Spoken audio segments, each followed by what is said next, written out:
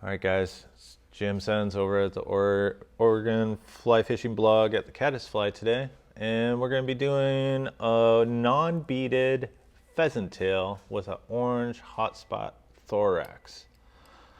This is a really good fall pattern to have in your box, and not all the time does your fly have to have a bead on it to catch fish. This is a really nice fly to fish with another fly. You can fish it underneath a dry fly if you wanted to. It's a little lighter than bead heads, especially if you're used to using tungsten. This is a little bit more generous on keeping your dry fly afloat.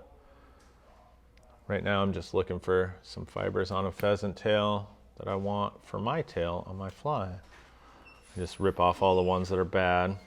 This is just natural pheasant tail, grabbing like 8 fibers. And there's like a natural curve to this. I use that curve to my advantage.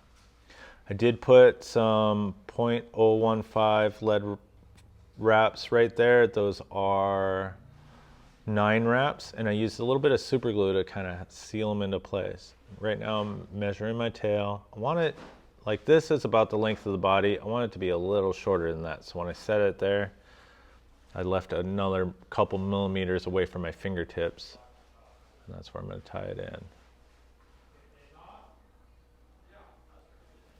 If everything would cooperate. Shorten my thread.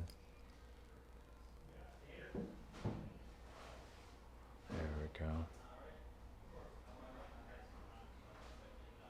Ended up a little longer than I wanted. There we go. Get that extra one out of the way.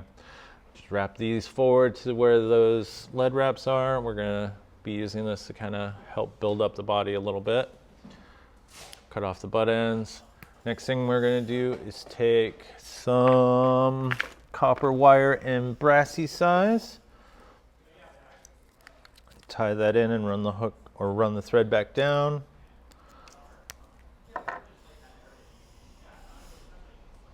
This fly isn't going to have any flash besides this little bit of wire. I'm not going to do like a wing case with flash in it or any of that stuff. Run our thread back up. Next thing we need is some more pheasant tail.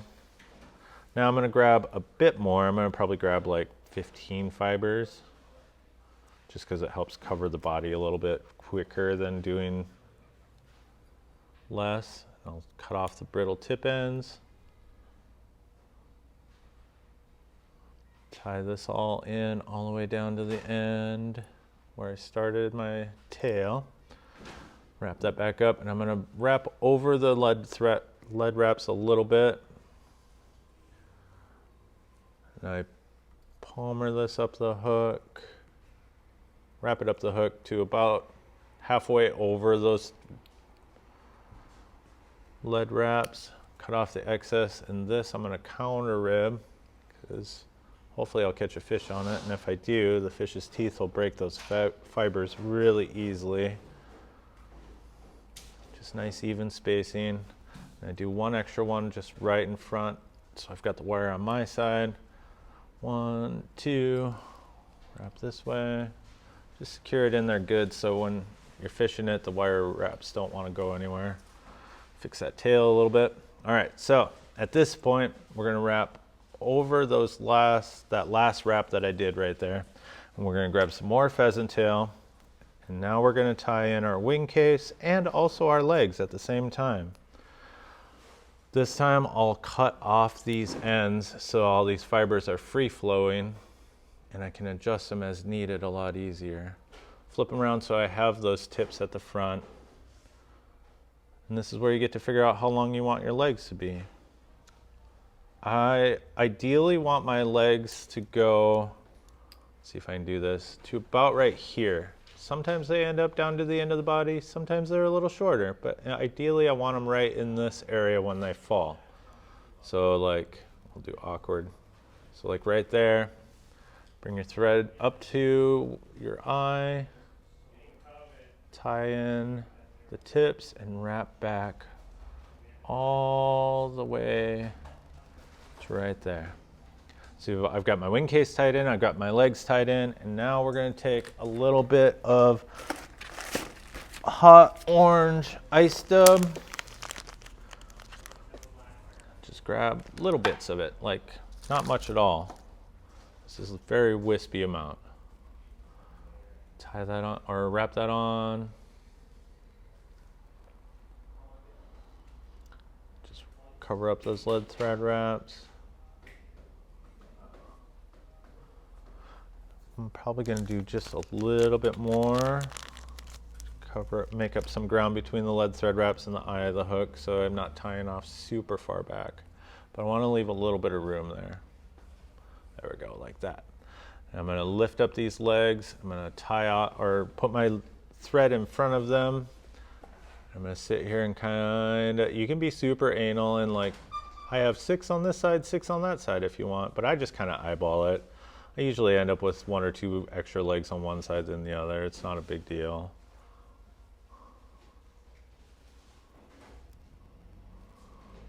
Wiggle this back and forth a little bit to kind of level out all the fibers so it opens up the wing case a little bit. Get your thread over. Did 2 wraps over it real quick to kind of prevent anything from coming off, and then I wrap over the ends to create a nice little head. I'll just build up a little bit of a head right here, and I'll leave these until I am done. So I'm going to do my whip finish now. 3-turn whip finish, cut off my thread, get that out of there. Grab these, pull them up, snip them off. And now I'm going to take a little bit of Loon UV Clear in Flow. Just do a little fancying up on the head. I have a little fiber there I'm going to nip off with my scissors here in a moment too. If you want, you can do this fly with just a traditional peacock curl thorax if you want. The orange hot spot's really nice, and it just makes me feel like fall is here. So we're sticking on that theme for today. Get that out of there, get that out of there, and the fly is done. A little orange hot spot pheasant tail. Nice and simple. I hope you guys have a great day. Tie some up, fish them, let us know what you think.